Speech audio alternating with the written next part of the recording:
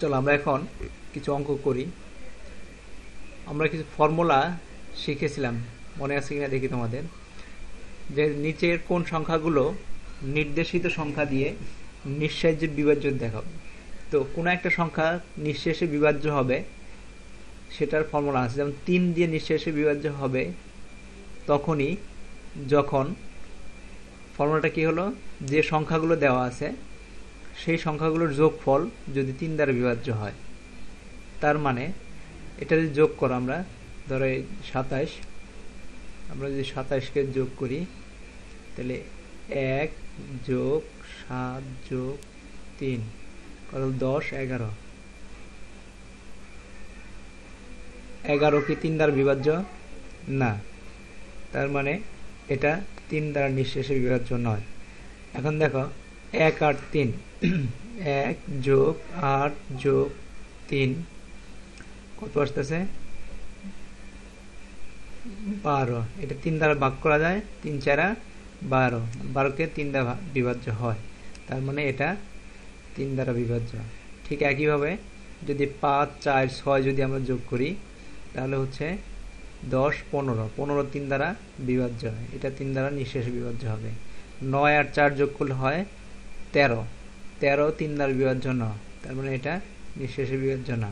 5, 0, 7, 0, তাহলে 5 আর 7 যদি যোগ করি আমরা, 5 আর 7 যোগ করলে 12, 12 3 দ্বারা বিভাজ্য, এটা নিঃশেষে বিভাজ্য হবে। 6, 7, 7, 6 যোগ 7 যোগ 7 যোগ 4 সমান কত? 6 আর 7 হচ্ছে 15, 15 আর 7 হচ্ছে 22, 22 আর 8 হচ্ছে 22 আর 4 হচ্ছে 26, 26 3 দ্বারা বিভাজ্য না, তার মানে এটা নিঃশেষে বিভাজ্য না। ঠিক একইভাবে 4 দ্বারা আমি একটা করে করে দেখাবো, তারপর ওগুলো 4 দ্বারা কোন সংখ্যা 4 দ্বারা বিভাজ্য আমাদের সূত্র অনুযায়ী যদি শেষের দুইটা সংখ্যা একক স্থানীয় দশক স্থানীয় সংখ্যা যদি 4 দ্বারা নিঃশেষে বিভাজ্য, মানে 24, 4, 6, 24, 24 নিঃশেষে বিভাজ্য, তার মানে হচ্ছে এটা অবশ্যই নিঃশেষে বিভাজ্য হবে। 7, 6, 4 62, 4 দ্বারা 62কে নিঃশেষে বিভাজ্য নয়, এটা না। আমি আরেকটা করে মাঝখানে এগুলো তোমরা করে ফেলবা। তোমাদের যেটা দেখতে হবে শুধু শেষের দুইটা সংখ্যা দেখবা।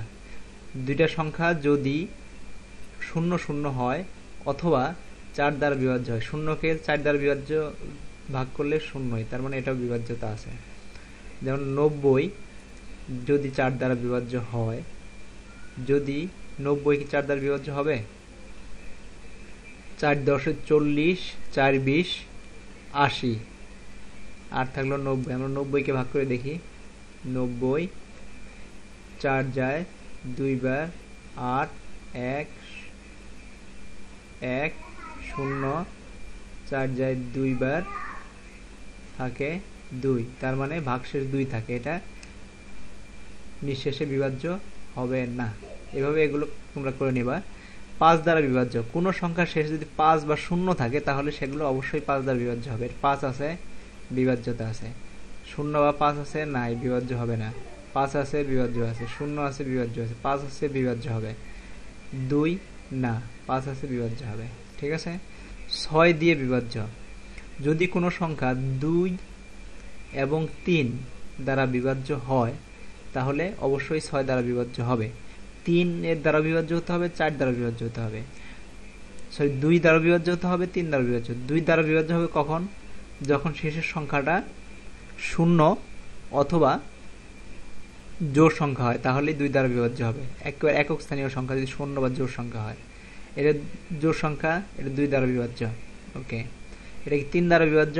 3 দ্বারা বিভাজ্য ফর্মুলা হচ্ছে লাস্টের দুইটা সংখ্যা একক স্থানীয় দশক স্থানীয় সংখ্যা যদি 3 দ্বারা বিভাজ্য হয়, 3 দ্বারা কি বিভাজ্য? 72 কে আমরা যদি 3 দ্বারা ভাগ করি, 3 2 বার যায় 6, 1 2, হ্যাঁ 4 বার যায় 12, তার মানে 3 দ্বারা বিভাজ্য। তো প্রথম সংখ্যাটা 2 দ্বারাও বিভাজ্য, 3 দ্বারাও বিভাজ্য, তাহলে 6 দ্বারা অবশ্যই বিভাজ্য।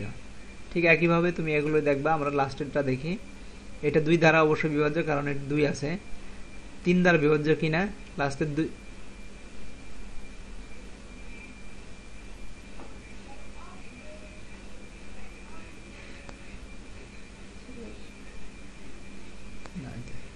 তো এখানে 6 আছে,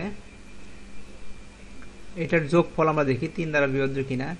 8 7 আর 8 15, 15 আর 3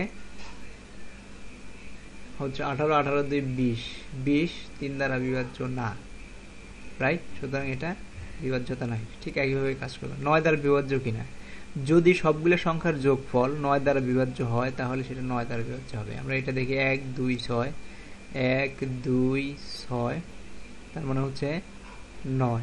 এটা 9 দ্বারা অবশ্যই ভাগ করা যায়, তার মানে এটা 9 দ্বারা বিভাজ্য হবে।